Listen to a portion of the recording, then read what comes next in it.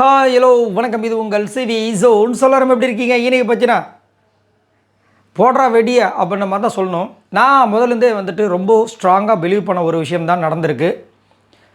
விஜய் பார்வதிக்கும் எந்த பிரச்சனையும் கிடையாது. சும்மா போலியாக ஒரு சில பேர் எவிக்டட், அவங்க எவிக்டட், விஜய் பார்வதி எவிக்டட் நேற்றே போட்டாங்க. கொடுமை என்னென்னா ஷூட்டிங்கே இனிமேல் தான் ஆரம்பிச்சிருக்கு, இப்போ தான் ஆரம்பிச்சிருக்கு. அதனால தான் இந்த ப்ரொமோவனே டிலே வருது. சரிங்களா? இதுக்கப்புறம் தான் இந்த விஷயங்கள்லாம் வரும். நேற்று நைட்டே போட்டாங்க விஜய் பார்வதி எவிக்டட். என்னையா நடக்குதுன்னு நம்ம இருந்துச்சு. ஸோ என்ன தகவல் அப்படி கிடைக்குது அப்படி பார்த்தீங்கன்னா, விஜய் பார்வதி சேவ்டு, பிரச்சனையே கிடையாது, ப்ராப்ளமே இல்லை. நான் இதை முதல்ல இந்த வாரம் முழுக்க சொல்லிகிட்டு இருக்கேன். ஏன்னா விஜய் பார்வதி வச்சு தான் எல்லாமே ஓடிட்டுருக்கு.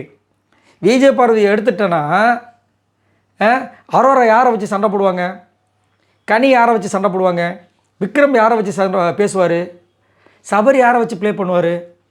நல்லா யோசிச்சு பாருங்களேன். எல்லாரோட கேமும் ஆஃப் ஆகிடும். இப்போ சுற்றி இந்த பொண்ணு தான். நீங்கள் என்ன பண்ணாலும் அந்த பொண்ணை கண்டிப்பாக டாப் 5ல கொண்டு போயே ஆக வேண்டியும்.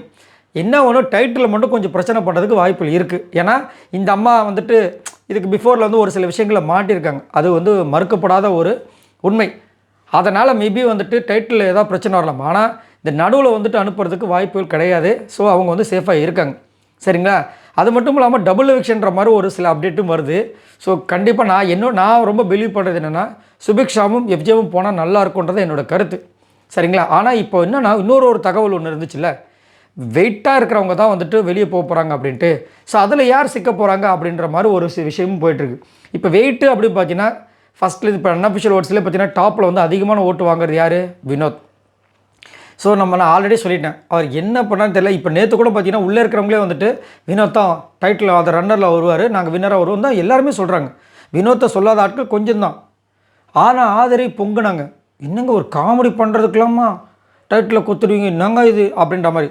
ஆனாலும் ஓட்டு வருதே, ஓட்டு தானே இங்கே பேசும் அப்படின்னும் போது வினோத்து பிரச்சனையே இல்லை. அவருக்கு எந்த பிரச்சனையும் வரப்போகிறதும் கிடையாது. விஜய் பார்வதி சேவ்டுன்ற இன்ஃபர்மேஷன் வந்துருச்சு. அடுத்தது பார்த்தீங்கன்னா திவ்யா மட்டும்தான் பிரச்சனைன்னு நினைக்கிறேன். ஏன்னா அடுத்தபடியாக இருக்கிற விக்ரமும் ஏதோ ஒன்று சம்திங் பண்ணிகிட்டே இருக்காப்புல. அப்புறம் யார்? கமருதீன் ஒரு ட்ரையாங்கிள் காதல் போயிட்டுருக்கு. அது மட்டும் இல்லாமல் அடுத்தபடியாக இருக்கிற எல்லாமே பார்த்தீங்கன்னா பெருசாக வேலை இங்கே பண்ணுறதுலாம் கிடையாது. கனி ஓரளவுக்கு இந்த விஜய் பார்வதியால் ஒரு சில விஷயங்கள் பண்ணிகிட்ருக்காங்க.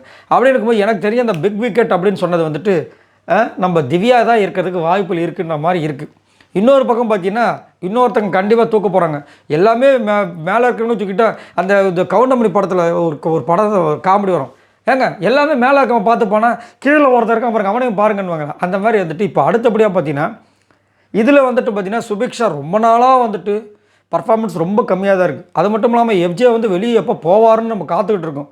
ஸோ அப்படின்னு பார்க்கும்போது கண்டிப்பாக சுபிக்ஷா போகிறதுக்கு வாய்ப்புகள் எக்கச்சக்கமாக இருக்குன்ற மாதிரி தான் தோணுது.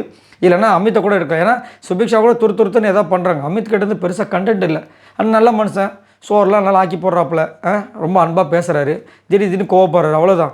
மற்றபடி பெருசாக பார்த்தீங்கன்னா கனியெலாம் ஆல்ரெடி லாஸ்ட்டில் இருந்தவங்க, அப்பயே சேவடும் உள்ளே போனவங்க. சரிங்களா? சாண்ட்ராவில் எனக்கு தெரிஞ்சு தூக்கிறதுக்கு வாய்ப்புகள் ரொம்ப ரொம்ப கம்மி. ஏன்னா சாண்ட்ராவும் நல்லா சூப்பராக போனாங்க. இந்த வார கேமில் செம்மையாக போனாங்க. பிரஜன் தான் இதில் ஹைலைட்டே அந்த நகையை இது பண்ணதில்ல. ஸோ எஃப்ஜேவை எனக்கு தெரிஞ்சு காப்பு வச்சுருவாங்க போல இருக்குது.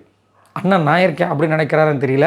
ஸோ பார்க்கலாம் என்ன நடக்குதுன்னு. ஸோ நீங்கள் உங்களோட கருத்துக்களை சொல்லுங்கள். அது மட்டும் இல்லாமல் விஜய் போகிறது ரசிகருக்கு இது ஒரு நல்ல ஒரு விஷயமா இருக்குன்னு நினைக்கிறேன். அப்படி சந்தோஷமாக இருந்தீங்கன்னா அந்த லைக்கை தட்டி விடுங்க. மறக்காமல் சப்ஸ்கிரைப் பண்ணுங்க. பாய் நண்பர்களே.